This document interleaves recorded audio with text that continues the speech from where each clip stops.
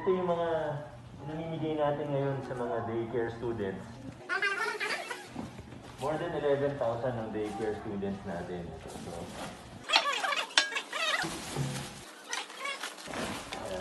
yun. Okay.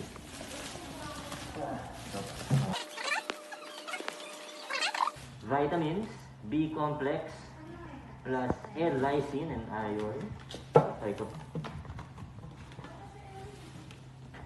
Yan. So, may mga brown rice, nutty fruit bar, mga snacks na medyo healthy. So, rich in vitamins din siya. Yan. Mga nutri-food. Siyempre, dapat meron tatak ng DOH. Yung,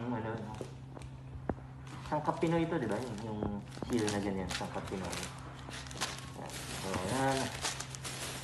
Maraming laman, Ito, fortified rice, porridge.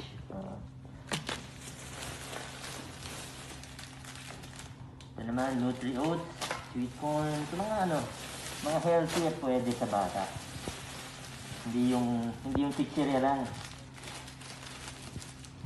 NUTRIPACK bar. Ito naman, medyo mabigat siya. Ilang kilong bigat.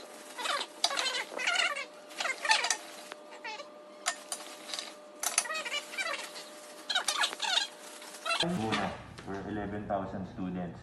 So nag-iikot yung mga natin, teachers and staff. House to house na natin para hindi na sila lumabas ng bahay. So mga daycare students natin, mga pamilya nila, mga magulang, enjoy po sa mga goods natin.